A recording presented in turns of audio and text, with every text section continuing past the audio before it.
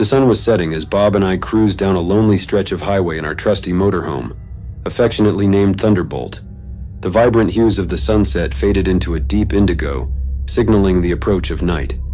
We were somewhere in the heart of Oregon, a state known for its dense forests and remote wilderness. Bob, always the chatterbox, was regaling me with another one of his wild stories, his voice animated and full of life.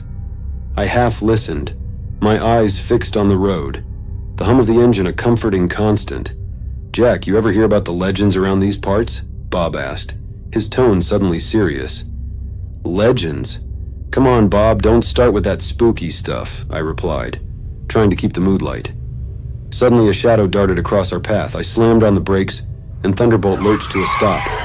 The impact was jarring, and my heart raced as I looked at Bob. "What the hell was that?" I asked, breathless. "No idea, but we better check it out," Bob said, unbuckling his seatbelt. We both stepped out, our flashlights cutting through the darkness. But there was nothing. No signs of an animal, no damage, nothing. "This is weird, man. Let's get out of here," I said, unease creeping into my voice.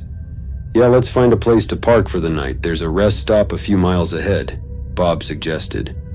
Relieved to have a plan, we climbed back into Thunderbolt and continued down the road, the forest closing in around us. We found the rest stop nestled among towering trees, a small clearing bathed in the eerie glow of our headlights.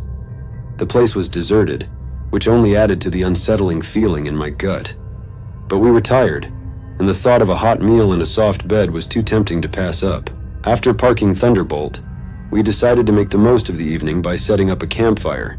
The warmth of the flames and the crackling sound of burning wood provided a sense of normalcy. We roasted marshmallows, their sugary scent mixing with the earthy aroma of the forest.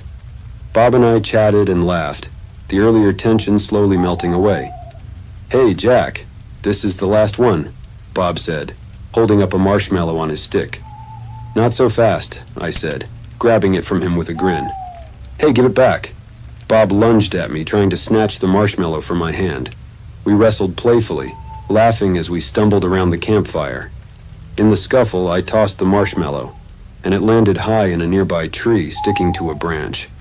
We both burst into laughter, the absurdity of the situation lightening the mood. "Well, guess that's a sign it's time for bed," Bob said, still chuckling. "Yeah, let's call it a night," I agreed.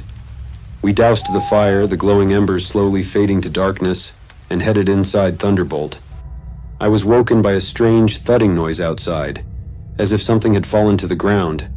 I looked out the window and saw the tree shaking, the same tree where I had tossed the marshmallow earlier. I considered going outside, but changed my mind. I lay back down, but the noise didn't stop. I wanted to see who was causing it, but decided not to go out. Instead, I looked out the window again and noticed something shaking the tree. It was about 2 meters tall with a long neck. The most terrifying part was when it started moving towards the door. I quickly ran to check the lock.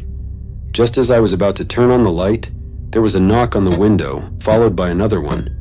I looked back in horror and saw it.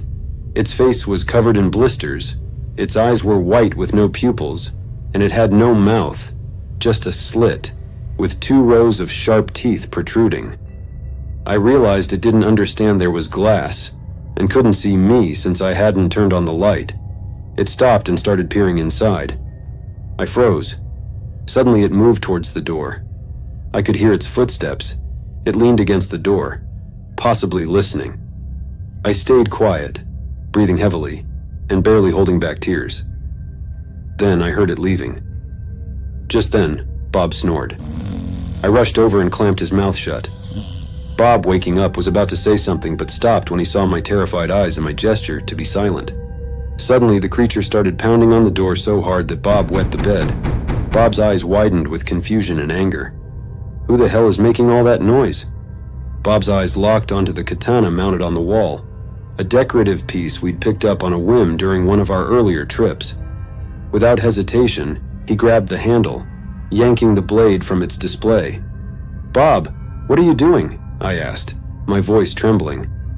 "Whoever or whatever it is, they picked the wrong motorhome to mess with," Bob growled, his grip tightening on the katana. He looked like a man possessed, driven by a mix of anger and adrenaline. Before I could stop him, Bob bolted out of Thunderbolt. I watched as he disappeared into the darkness. Moments later, a blood-curdling scream pierced the silence, and then 1-0. "Bob! Bob!" I shouted, but there was no response. My hands trembled as I reached for my phone, only to find it was dead. Panic set in. I had to find Bob, but something was out there. Just as I steeled myself to leave the motorhome, I heard footsteps on the roof. My blood ran cold. In the glove compartment, I found the gun Bob insisted we carry for emergencies. My fingers wrapped around the grip, the cold metal a small comfort. As I turned, the headlights illuminated a figure outside.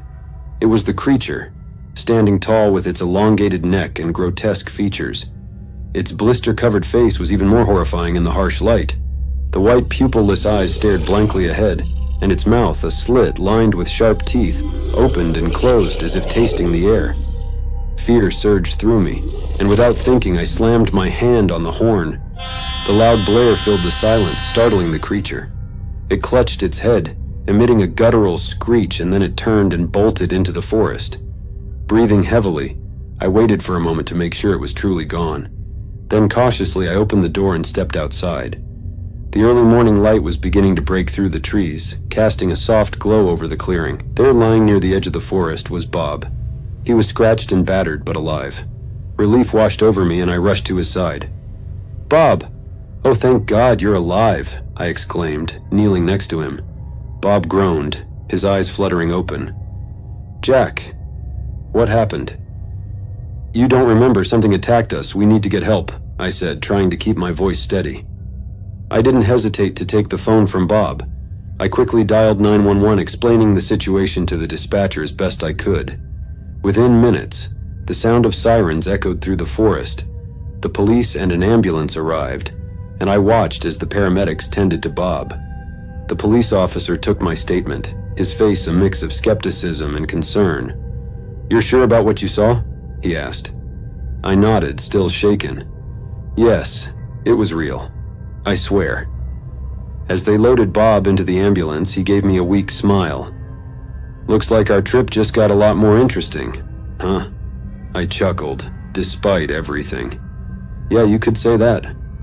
As the ambulance drove away, I stood there, watching the forest. The peaceful morning belied the horrors of the night before.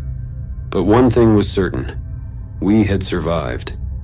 And whatever had happened in the Oregon wilderness, it had changed us forever.